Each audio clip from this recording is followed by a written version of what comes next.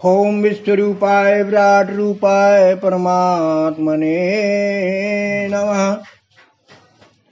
सर्वतः पाणिपादं तत्सर्वतोऽक्षिसरोमुखं सर्वथा श्रुतिमतलोके सर्वम् आवृत्य तिष्ठति तस्मै विश्वरूपाय नमः।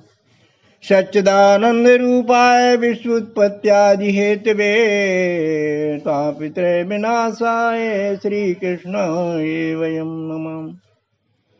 ॐ पार्थाय प्रतिबोधतां भगवता नारायणस्य व्यासेन कीर्तितां पुराणमुनिनामदे महाभारतम् अद्वैतामृतवर्षिणी भगवती अष्टादशाध्यायिनी अमृतामनुसन्धा भगवती गीते भवदेशिणी सर्वमंगलकारिणी सर्वसंशयनिवारिणी सर्वार्थप्रदायिनी वसुमं हृदय। रामचरित्र में कहा जाता है कि कलयुग केवल नाम अधारा सुमरी सुमरी नर उतरहि पारा। हमारे संत भी कहते हैं हरि नाम की नाव में बैठ जाए तो भव सागर पार होना निश्चित है।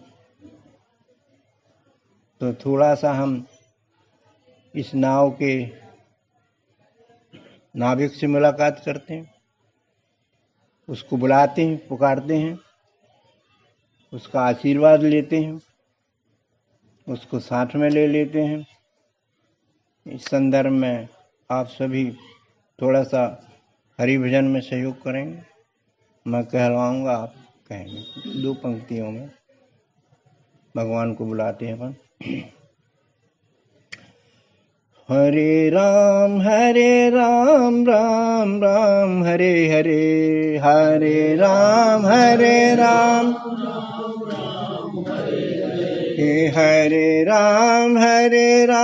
राम राम हरे हरे, हरे राम हरे कृष्ण कृष्ण कृष्ण हरे हरे, हरे कृष्ण कृष्ण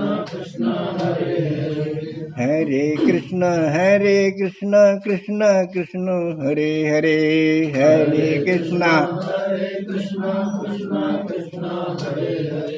हरे राम राम राम हरे हरे, हरे राम हरे कृष्ण कृष्ण कृष्ण हरे हरे, हरे कृष्ण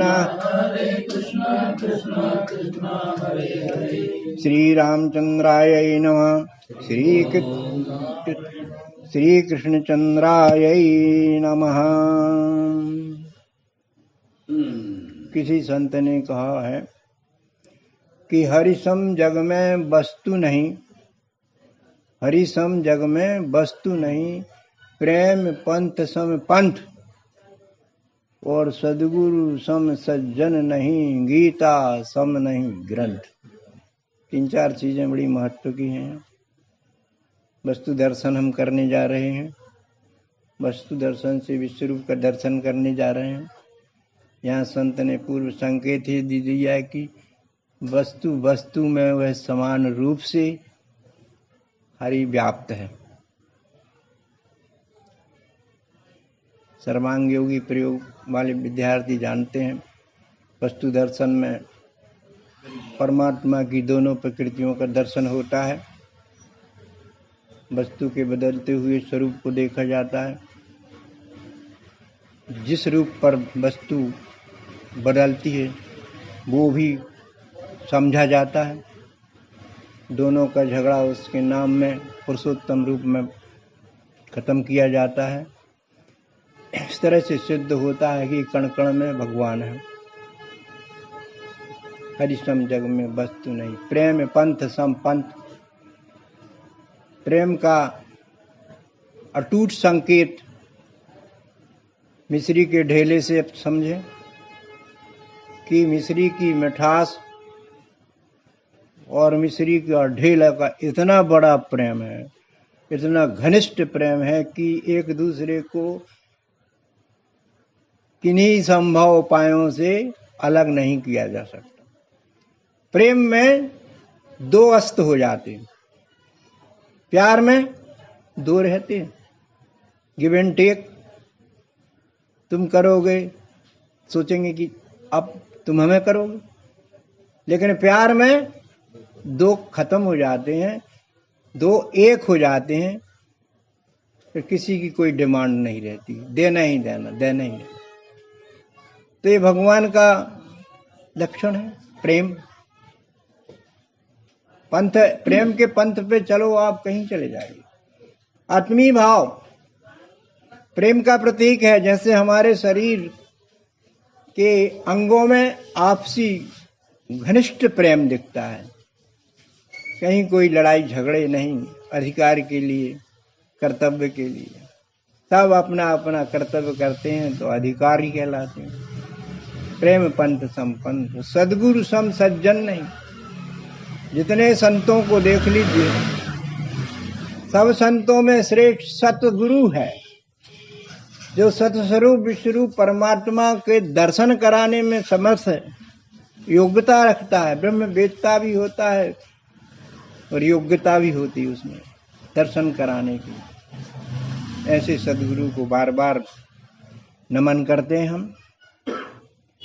किसी संत ने फिर कहा कि सदगुरु मेरो सूरमा, सदगुरु मेरो सूरमा, करे शब्द की चोट और मारे गोला प्रेम का, हरे भरम की कोट।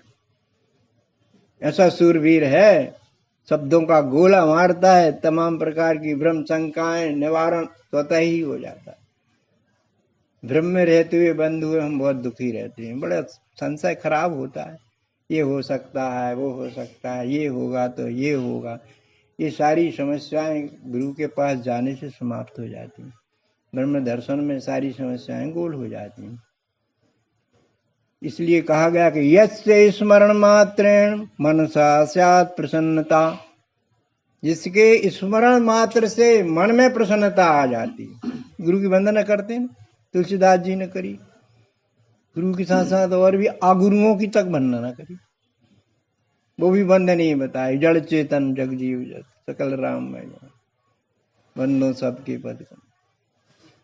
तो यस्य दर्शन मात्रेण मनसा स्यात् प्रसन्नता, स्वयं भूयात् धृति शांति स भवेत् परमो गुरु। स्वयं ही धैर्य आ जाए, शांति आ जाए उसके स्मरण मात्र से, वो सच्चा सदगुरु। और गीता सम नहीं ग्रंथ, सब ग्रंथों को पढ़ डालिए। मैंने श्रुति स्मृति शास्त्र पुराण आदि हैं पढ़े, परंतु मन की चंचलता मिटती नहीं, सदगुरु की शरण से मिट जाती है। तत्व दर्शन करा देते हैं गीता अनुसार, चंचलता मिट जाती है, मन कंट्रोल हो करके एकाग्र हो करके प्रभु भक्ति में लग जाता है। गीता का ये जोर है, गीता लक्ष्यार्थ यही देती है। इसलिए व्यास जी महाराज ने कहा कि गीता पढ़िए। अध्यस्यते यामं धर्म संवादम आव्यो ज्ञान यज्ञेन तेन अहम इष्टा श्याम इति मे मति। गीता महात्म 16 अध्याय 18वां अध्याय। अध्यय से जो अध्ययन करते हैं, जब अध्ययन करते हैं तो मनन चिंतन भी करते हो। अध्यय से यह धर्म संवाद आव्यो, मेरा और अर्जुन का जो संवाद है रूप गीता है, उसका जो अध्ययन करते हैं, मनन चिंतन करते हैं, वो मुझे ज्ञान यज्ञ से पूछते हैं। और जानते हैं बंधु, यज्ञ के तो कई प्रकार होते, लेकिन ज्ञान यज्ञ से बढ़कर के कोई यज्ञ नहीं। कोई व्यक्ति को रोज रोज रोटी खिलाओ, रोज रोज दे दो, लेकिन उसको ज्ञान दे दो, रोटी कमाने का तरीका बता दो, तो उसकी सारी झंझट मिट जाएगी। ये ज्ञान यज्ञ का परिणाम। ज्ञान से अज्ञान दूर तो होता ही होता है, ज्ञान से विज्ञानी स्थिति भी आ जाती। ज्ञान है कि ऐसे बीच की चीज मजबूत। तो गीता का ज्ञान इसके लिए सर्वोपरि है, सर्वश्रेष्ठ है। तो बंधुओं, हम सभी को श्री कृष्ण सदृश सद्गुरु मिल जाए और गीता जैसा ज्ञान मिल जाए तो क्या होगा? अंतिम 18वां अध्याय के अंतिम श्लोक पे चले जाएगी। चार पदार्थ करतल ताके यत्र योगेश्वरा कृष्ण यत्र पार्थ धनुर्धरा तत्र श्री विजय भूति द्रवो नीति मति मत। ये संजय का अनुभव है, निचोड़ है गीता का। जिसने भी भगवान कृष्ण का संवाद अर्जुन के प्रति जो दिया गया उसका श्रद्धा भक्ति के साथ श्रवण मनन किया, चिंतन किया, आरूढ़ थी। संजय कहते हैं चार पुरुषार्थ उसकी झोली में स्वतः ही टपक जाएंगे। तत्र श्री माने पावन आचरण का पुंज है गीता। अपवित्र आचरणों का दिग्दर्शक है गीता। श्रीमान पुरुष अच्छे आचरण वालों को ही कहा जाता है। इसके आगे श्री लगा देना, वो अच्छे आचरण वालों को श्री लगाया जाता है। विजय दो प्रकार की होती है, एक भीतर की विजय, एक बाहर की विजय। जिसने भीतर की विजय कर ली उसको बाहर किसी को जीतना ही नहीं पड़ता, कोई प्रतिपक्षी तैयार ही नहीं होता। अंदर की विजय जानते हैं, अंदर की विजय अपने छिपे छिपाए ईर्षा, द्वेष, अहंकार, अनेक प्रकार के द्वैताचरणी रूप विचार, ये हमारे अंदर के विकार हैं, अंदर की बुरी वस्तुएं हैं। पहले इनसे विजय प्राप्त करो। गीता के अनुसार गीता ये संकेत देती है पहले अपनी खुद की विजय कर, और इसको जीतने के पहले खुद की विजय करो। तो ये तो तैयार ही नहीं होगा रण क्षेत्र बाहर का। रण क्षेत्र कब तैयार होता है? जब हमारे यहाँ के जो लड़ने को तैयार होते हैं, हमारे अंदर जो बैठे हैं ना, वही बाहर लड़ाई फड़ाई करो। भूति यानी शक्ति, प्रभाव, ऐश्वर्य, तीन चीजें बहुत काम की। अपन भौतिक शक्ति को बड़ा महत्व देते हैं। ताकत जिसके पास है, 4-5 प्रकार की ताकत होती है। शरीर का बल, मन का बल, बुद्धि बल, धन बल और एक अध्यात्म बल। अध्यात्म बल सब बलों का स्रोत है। अध्यात्म बल प्राप्त कर लिया जिसने सारा जंग जीत लिया, सारे बलों को प्राप्त कर लिया, ऐश्वर्य चमक जाएगा, ऐश्वर्य चमक जाएगा। ध्रुव नीति, ध्रुव नीतियां, आज कुछ कहा कल कुछ कहा, अध्रुव नीतियां। नीतियों में दृढ़ बनिए। समय में 2 बात कहता हूं, एक समय और एक बात, दोनों के पक्के रहिए। समय पर हर काम होना चाहिए। 6:05 में गाड़ी जाती है तो 6 बजने के 5 मिनट पूर्व पहुंची। दौड़ मत लगाइए, शांति से पहुंचिए। टाइम टेबल फिक्स कीजिए पहले से, मुझे ये काम करना है तो पहले ये काम पहले कर लो, इतना समय उस पर जाना नहीं है। इस समय प्रबंधन जिसने कर लिया उसने समय को जीत लिया, पक्का मानने। और बात गई बातन हाथी पात है, बातन हाथी लात। बात के धनी बने, गीता कहे बात के धनी बनिए। कह दिया तो निभाइए, अन्यथा बिल्कुल मत कहिए, जी जान से निभाइए। किसी की समस्या लेकर कोई आया, आपने उसको अच्छी तरह स्वागत किया बातों से, बड़ा खुश होकर चला गया। आपने 25% काम कर दिया, और काम कर दिया तो 100%। तो शुरुआत सही होना चाहिए, वैसे ही चलना चाहिए। ये गीता सिखाती है। ये 4 पुरुषार्थ हमारी झोली में आएंगे यदि गीता की हमने आचरणी संभाल ली तो, कर ली तो। सुबंधुओं, अपन देखते हैं श्री कृष्ण भगवत गीतोपनिषद के उद्घोषक, सुलेखक कौन है? व्यास जी। सर्व मुनि मंडल में विभूति थे, सभी जानते हैं, 10वें अध्याय पढ़ा होगा। मुनि नाम व्यासा विभूति अस्मि। विभूति स्वरूप महामुनि ने, और विभूतियों के विभूति भगवान श्री कृष्ण अष्टम अवतारी के महाविभूतित्व को अपने पवित्र गीतोपनिषद ग्रंथ में उजागर कर दिया है। इस ग्रंथ में साधारण उपदेश नहीं है, मानवीकृत उपदेश नहीं है, विज्ञान आस्तिक उपदेश है। सर्वे भवन्तु सुखिना, सर्वे भवन्तु सुखिना, सर्वे सन्तु निरामया। ये तो सब संतों का लक्ष्य होता है। तो गीता संत है, संतत्व दिखता है उसमें। इस भाव के माने ये अंतरंग भाव के इसमें उपदेशों में जगह दी गई, सब जगह मिलेगा आपको। सर्वे भवन्तु, अर्जुन के माध्यम से भगवान ने उपदेश किया, व्यास जी ने उसको विशद रूप दे दिया। काय के लिए दिया? लोक कल्याणार्थ। आज तक उनका कल्याण देखिए आप, अक्षुण चल रहा है। 10 बार 50 बार पढ़ो, जीवन भर पढ़ो, उसके बाद भी आघाते नहीं। ऐसा रुचिकर, ऐसे शब्द गुम्फन, ऐसे श्लोक, मैं तो आनंद लेने लगा हूं भाई, मुझे बहुत प्रिय है। आनंद लेना है तो गीता में जाइए, कहीं आनंद खोजने की जरूरत नहीं पड़ेगी, महा आनंद प्राप्त होगा। हाँ, सुनते जाओ, सुनते जाओ, अगाव ना तो समझो कि वो उसका स्वाद जो है वो रुचिकर लग रहा है। इसलिए गीता को कहा गया सर्व मंगल कारिणी, सर्व संशय निवारणी और सर्वार्थ प्रदायिनी बन गई है वो। अंग्रेज ने पढ़ी, एक अंग्रेज आया था भारत में, भर्सन किया गया है विदेशों में, गीता जी का भर्सन किया, ऑल इंडिया, ऑल वर्ल्ड। हाँ जी, 578 भाषाओं में अभी तक का लेख है।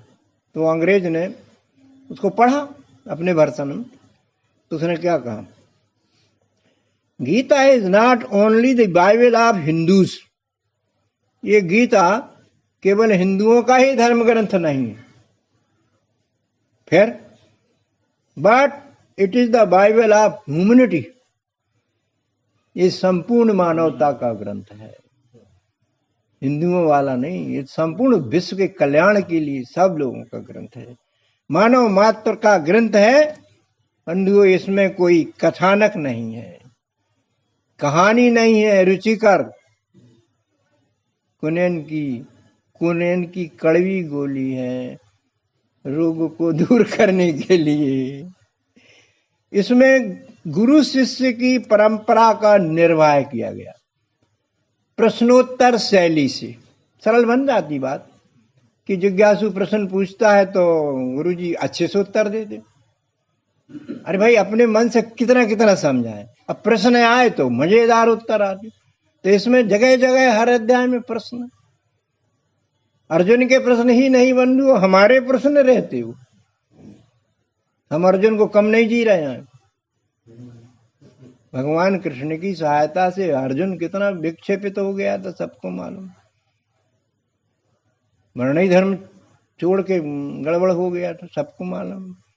बाद में यशस्वी विजेता भाव, आशीर्वाद भगवान का मिला। तो बंधुओं, विश्व के सब मनुष्यों का ये आचरणीय ग्रंथ है, पढ़ने योग्य है, धारण करने योग्य ग्रंथ है। इसके महत्व को प्रतिपादित स्वयं महामुनि व्यास जी करते। गीता सुगीता कर्तव्या किमन्ये शास्त्र विस्तृय या स्वयं पद्मनाभ मुख पद्मा द्विनिसृता। छोटे सिंहासन से निसृत नहीं हुई है ये, पद्मनाभ भगवान विष्णु के श्रीमुख से पढ़ने योग्य है। सुगीता है, इसमें शुभ देने वाले गीत हैं, कल्याणकारी गीत हैं। चाहे एक गीत की एक लाइन पढ़ लो, एक शब्द पढ़ लो, कर्तव्य नहीं है, आचरण के योग, विज्ञान के योग। इसमें विज्ञानी ग्रंथ है। रामायण और गीता दोनों वैज्ञानिक, बहुत सरल उपलब्ध है हमारे घरों में। पढ़ो और करो, पढ़ो और करो और अच्छे बनो, बुरे हुए तो अच्छे बन जाए। कि मन ने शास्त्र विषय उनने कहा को पढ़ने की जरूरत नहीं है, और ज्यादा कुछ परेशान मत होइए। टारगेट यही है, गीता रामायण शुद्ध रूप में छने छन आए, बेहतरीन माल मिला है। ऐसी दुकान कहीं नहीं मिलेगी, ईमानदार दुकान। पढ़ो और आनंद हो जाओ। क्यों? क्योंकि ये सर्व उपनिषदो गावो दुग्धा गोपाल नंदन, पार्थो वत्स सुधीर भोक्ता दुग्धम गीतामृतम महत। वाह वाह। समस्त उपनिषदों का सार, उपनिषद रूपी गायों का दुग्ध दुहा है भगवान श्री कृष्ण ने। दूध इकट्ठा करते ना, गाय का सार, उत्तम सार में सार दूध दुग्ध होता है। और अर्जुन रूपी बछड़े को पिलाने के लिए तैयार किया भगवान ने। तो बंधु, अर्जुन को ही नहीं, जिज्ञासु पिपासु कोई भी मनुष्य हो, गीता जी की कृपा ने गीता अमृत हमें भी गीता ग्रंथ के रूप में सुलभ करा दिया है। चाहे हम पिए चाहे ना पिए, ये हमारी इच्छा के ऊपर निर्भर करता है। मनुष्य सर्वविदित है कि श्री कृष्ण के प्रिय सखा एवं सत्य शिष्य अर्जुन थे, और महायुद्ध में श्री कृष्ण ने अर्जुन के रथ संचालन की बागडोर सारथी रूप से संभाली थी। परंतु अर्जुन ने तो श्री कृष्ण जी को अपने जीवन रथ की ही बागडोर सौंप दी। रथ की तो छोड़ो, पूरा डिपेंड हो गया था। उन निशस्त्र श्री कृष्ण पर पूर्ण समर्पित हो गया था। उसने कह भी दिया था अध्याय 2 में। क्या कह दिया था? कार्पण्य दोषो उपहत स्वभावा पृच्छामि त्वाम धर्म सम्मूढ़ चेतसा यत श्रेया स्यात् निश्चितम ब्रूहि तत्मे शिष्या ते हम साहि माम त्वाम प्रपन्नम। पूरा समर्पित हो गया। सब जानते हैं कि परिजन आसक्ति जन्य मोह से अर्जुन पीड़ित था। युद्ध से भागने वाला कायर बनने जा रहा था। स्वधर्म से भ्रमित हो गया था, जबकि क्षत्रिय के धर्म लक्षण बताए गए हैं 18वें अध्याय में। शौर्यम तेजो धृति दाक्षम युद्धे च अपलायनम। सूरवीरता, उत्साह, निडरता, निर्भयता क्षत्रिय का प्रथम लक्षण। तेजी अलग दिखता है क्षत्रिय का। क्षत्रिय भुजाएं होती, क्षत्रिय राजा होते। राजा ब्राह्मण वो नहीं बन सकता राजा, राजा क्षत्रिय ही बने। धृति दाक्षम, धैर्य की परख की जाती है, कुशलता से सारे कार्य करता है। युद्धे चा पलायनम, सामने आए हुए युद्ध से पीछे नहीं लौटता है। प्राण चले जाएं मगर भागेंगे नहीं। ईश्वर भावश्च दानम, ध्यान करने में क्षत्रिय को कहा गया। ईश्वर भाव होना चाहिए उसमें, राजा में। जैसे भगवान सबकी देखरेख करते ना निशक्ति से, ऐसी इनकी व्यवस्था बनाने की बात आती है। ईश्वर भावश्च दानम, ईश्वर भावश्च, इस तरह से ये उनके लक्षण है। ये लक्षण एक भी नहीं दिख रहे थे, सभी जान रहे। अर्जुन में संप्रति सभी जानते, अध्याय 1 पढ़ा। मोह से पीड़ित, युद्ध ही नहीं करूंगा, शस्त्र ही डाल दिए, मेरे से खड़े होते नहीं बन रहा, अब क्या करूं, मेरे तो गांडी तो संभल नहीं रहा, मैं क्या करूं। तो खा पी लूंगा, मांग लूंगा भिक्षा, मगर युद्ध नहीं करूं। ऐसी खड़ी सेनाएं लड़ने को तैयार, शंख बज गए। एंड टाइम पर कितना विशद भयानक रिजल्ट सामने था। भगवान चिंतित फिर भी नहीं हुए। तो बंधुओं, फलस्वरूप क्या हुआ कि भगवान श्री कृष्ण ने प्रसन्न होकर के उसका योग क्षेम वहन कर लिया, पूरा साथ दिया, आत्मिक रूप से भी दिया, भावनात्मक रूप से दिया, बौद्धिक रूप से भी दिया, पूर्ण सहयोग किया उन्होंने। और उसको गीता का वह ज्ञान अमृत भी पान करा दिया जो अब तक कोई नहीं कर पाया है। भगवान ने उसे आत्मज्ञान देने के साथ साथ विश्व रूप का प्रत्यक्ष दर्शन भी करा दिया, साथ ही 36 वर्ण कर्म आरूढ़ी पर भी ला दिया था। वो कहने लगा, आखिरी अध्याय 18, नष्टो मोहा स्मृति लब्ध्वा त्वत् प्रसादात् मया अच्युत स्थितो अस्मि गत संदेहा करस्य वचनम। समझा, जागृत हो गया। प्रभु आपकी कृपा से मेरा परिजन मोह समाप्त हो गया, आत्मदर्शन पश्चात ये हुआ है, मुझे अपने वर्ण की स्मृति आ गई, मुझे क्या करना है बस आदेश दीजिए आप। उन्होंने कहा, उत्तिष्ठ कौन थे, युद्धाय कृतनिश्चय, धर्म युद्धाय, आदेश था प्रभु का, हो गया। बंधुओं, विश्वरूप के प्रत्यक्ष दर्शन का मतलब विज्ञान की विधि से है, स्वयं के साधनों से अनुभूति का है, इसे देखना भी कहा जाता है। मित्रों, भगवान कृष्ण ने अपना संपूर्ण वैभव पहले प्रमुख विभूतियों के रूप में अध्याय 10 के वर्णन में कह दिया था। पश्चात विश्वरूप दर्शन हुआ, पहले अध्याय 10 में खास बिंदुओं पर विभूतियों का परिचय कराया, और अंत में कह दिया कि मैं ही संपूर्ण जगत में मेरी तात्विक योग शक्ति के क्षराक्षर संयुक्त तेजांश से व्याप्त हूं। विश्व मेरा है, मैं विश्व का हूं, कूटस्थ रूप से। 7/7 माने 7वें अध्याय के 7वें श्लोक में कह दिया कि अर्जुन ध्यान से सुन, मत्ता परतरम न अन्यत् यत् किंचित अस्ति धनंजय, मयि सर्वम इदं प्रोतम श्रुते मणि गणाय। सूत की माला में सूत का धागा, सूत की गुड़िया, कुछ दूसरा है ही नहीं इस माला में, मैं सब जगह हूं, जरा भी कुछ अलग नहीं है। इस बात को तू गांठ बांध ले। तुलसी ने भी पढ़ी थी गीता, बाद में लिखी रामायण। उन्हें कहा, जड़ चेतन जग जीव जत सकल राम मैं जान, बंदो सबके पद कमल सदा जोर जुग। क्या समर्पण भाव देखिए। प्रकृति परमात्मा रूप वस्तु रूप परमात्मा अर्जुन को दिखा, व्यास जी ने हमको प्रेरित कर दिया कि आप लोग भी देख लीजिए, ये मेरा ही मेरा रूप है, विश्व रूप परमात्मा का, हम भी उसी रूप में आ गए।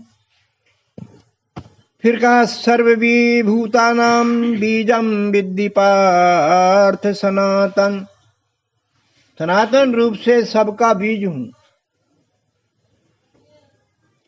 जीव रूप आत्मा सबका बीज है। जिस तरह पौधे का, पेड़ का बीज होता है, बहुत इतना सा तो रहता है, लेकिन पीपल का पेड़ देखा हमने, इतना सा बीज सूक्ष्म, पेड़ बनने की क्षमता। कबीर साहब ने हमारा बहुत साथ दिया। इस बात को कहा उनने कि घट घट मेरो साइया, खाली घट नहीं हो, बलिहारी बा घट की जामे प्रगटे हो। प्रत्येक वस्तु में मेरा साईं रमण कर रहा है। हाँ, कुछ में विशेष रूप से दिखता है, कुछ में मध्यम रूप से दिखता है, कुछ में दिखता ही नहीं है, मगर है। वाह, क्या बात कही। फिर उन्होंने कहा कि कस्तूरी कुंडल बसे मृग ढूंढे वन माय, ऐसे ही घट घट राम है, दुनिया जानत ना। कहते हैं मृग की नाभि में सुगंधित कस्तूरी होती है, वो उसको बड़ी लोभाती है, उसी के पास रहती है, लेकिन वो सोचता है कि ये है कहाँ, इस तरह से वो ढूंढता फिरता रहता सुगंध को।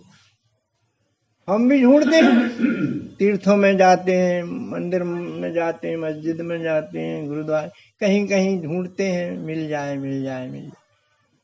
कबीर साहब कहते हैं तेरा साईं तुझ में जो पोपन में वास। अरे कहाँ जा रहे हो, आत्म दर्शन कर लीजिए, तुम्हारे अंदर पूरा मिलेगा, वस्तु दर्शन कर लीजिए, समझ में आ जाएगा।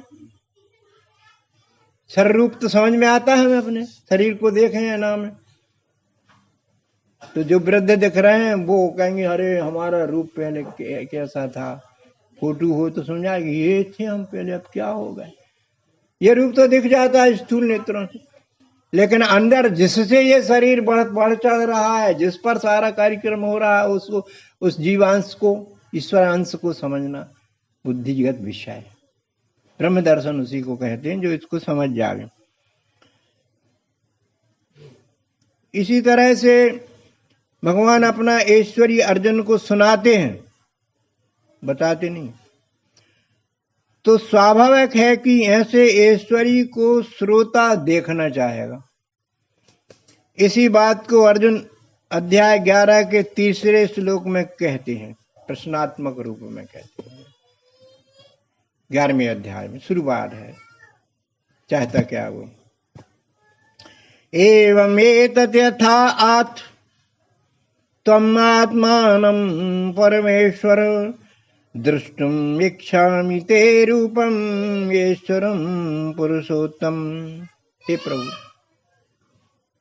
आपने जो कुछ स्वयं के बारे में अब तक कहा है, हे पुरुषोत्तम, हे चराचर के स्वामी, मैं यह आपका वैभव अपनी इंद्रियों से देखना चाहता हूं। अर्जुन से क्या कहा था उन्होंने?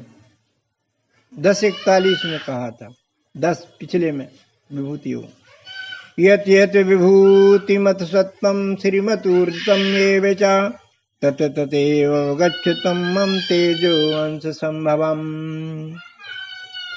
अर्थात ये है कि जो भी ऐश्वर्य युक्त, कांति युक्त और शक्ति युक्त वस्तुएं हैं, वे सब मेरे अक्षर तेजांश की ही अभिव्यक्तियां हैं। वो कैसी हैं, आप उनमें कैसे हैं प्रभु, मैं इस बात को देखना चाहता हूं। और भी कहा उन्होंने 10:42 में। अब इन बातों से प्रेरित होकर के तो विश्वरूप दर्शन की इच्छा जागृत हुई। भगवान ने क्या कहा विभूति योग के अंतिम श्लोक में, अथवा बहुना ये तेन किम ज्ञातेन तव अर्जुन विष्टभ्यहम इदम कृतस्नम ये कौन से निस्तुत जगह। हे अर्जुन, ये बहुत जानने से तेरा क्या प्रयोजन है।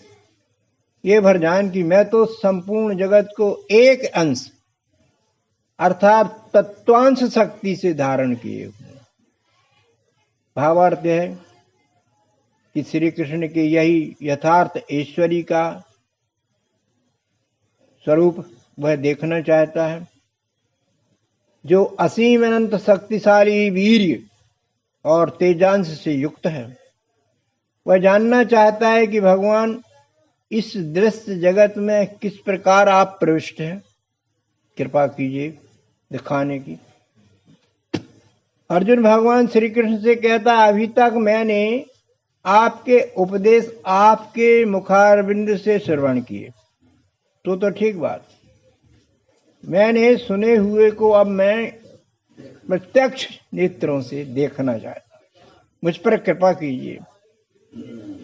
क्योंकि कहा गया गुरु कृपा ही शिष्यस्य परम मंगलम, कृपा हो जाए तो परम मंगल हो जाता है गुरु का, ये मैंने सुना है। और इसी बात को संत तुलसी ने भी कहा है जो इच्छा कर हो मन माही, हरि प्रसाद कछु दुर्लभ नाही।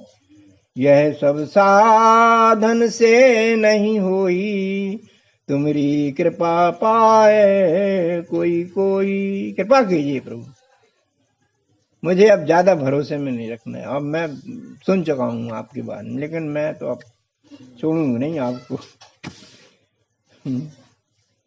अर्जुन कहता है मेरी प्रभु बड़ी अभिलाषा है आपके विश्वरूप को देखने की। यदि आप मुझे दर्शन के योग्य समझें तो अवश्य ही मुझे दर्शन कराइए। तो अर्जुन की उत्कृष्ट अभिलाषा देख करके स्नेह बस बिना उसकी योग्यता देखे भगवान कहते हैं ठीक है, मैं तुम्हारी अभिलाषा पूर्ण करा देता हूं। देखो 11वें अध्याय का 5वां श्लोक क्या दिखाता है। भगवान कहते पश्चिमे पार्थ रूपाणि सतसो सहस्रसा, नाना विधानि दिव्यानि नाना वर्णयाकृतीनि च। मेरे सैकड़ों हजारों अनेक रूपरंग आकार के जड़ चेतन समस्त जीवों को तू देख ले। एक से एक बढ़कर के नाना प्रकार के हैं, विविध विविध आकृति वाले हैं और विविध विविध स्वभाव वाले हैं। ये है बंधुओं, उपदेश दो तरह से दिए और लिए जाते, एक अप्रत्यक्ष सुनकर या पढ़कर और दूसरा प्रत्यक्ष स्वयं अपनी इंद्रियों से अनुभूत कराकर। दो तरह से। इस श्लोक में भगवान अर्जुन को पहले सिद्धांतता अप्रत्यक्ष उपदेशों का क्रम शुरू करते हैं। अपनी चारों ओर दिखने वाली विश्व देह में अपने ही रूपों की विविधता अर्जुन को इस शरीर में एक साथ दिखाना चाहते हैं। वे परमात्मा भाव से कहते हैं कि मेरे सैकड़ों हजारों अलौकिक अनगिनत विराट रूप हैं जो मेरी अष्टा प्रकृति से ही जन्मते हैं। इसमें इस विराट विश्व में ही देखो इन्हें। तुलसी ने इस विराटता को मानस में कुछ इस तरह से व्यक्त कर दिया। तुलसी ने कहा आकर 4,84,00,000 जाति जीवे जल थल नवासी। सिया राम मैं सब जग जानी, फिर करहूं प्रणाम जोर जो पानी। बंधुओं, चारों खानियों के 84 प्रकार की जातियों वाले जीव जो जल थल नभ में रहते हैं, ये सभी देख, इनमें भी मैं ही हूं। बंधुओं, इस श्लोक में नाना विधानी शब्द आए हैं। इनका भावार्थ है समस्त जड़ चेतन समझे जाने वाली चारों खानियों की विभिन्न विभिन्न वस्तुएं हैं जो हमारे चारों ओर देखी जा सकती हैं, दिव्यता से भरी हैं, अलौकिक हैं, विचित्र हैं, श्रेष्ठ हैं, तेजोमयी हैं। इनका कार्य व्यवहार अर्जुन तुम्हें आश्चर्य में अवश्य ही डाल देगा। अनेक वर्णों को धारण किए बड़ी विचित्र और मनमोहक दिखती हैं ये, जिनका वर्गीकरण करना संभव नहीं है। और कुछ देखने के लिए इसी क्रम में श्लोक 6वें में भगवान कहते हैं पश्यादित्यान् वसून् रुद्रान् अस्मनौ मरुतः तथा बहूनि दृष्ट पूर्वाणि पश्चाश्चर्याणि भारत। पहले जो कभी देखा ना हो वह भी देख ले, आश्चर्य में पड़ जाएगा। 12 आदित्यों को देख, 8 वसुओं को देख, 11 रुद्रान, 2 अश्विनी कुमार, 49 मरुतगणों को देख ले जो तुमने पर कभी नहीं देखे हैं।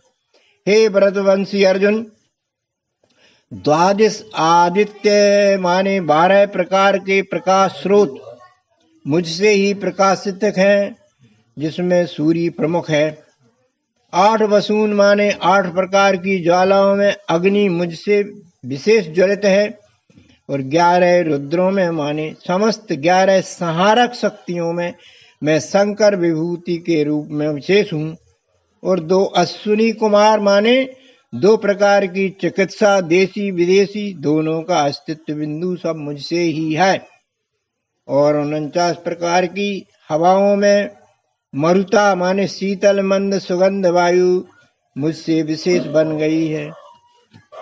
हे अर्जुन, पहले तो कभी तुमने इन अलौकिक 33 कोटि देवों को देखा ही नहीं होगा, समझा ही नहीं होगा।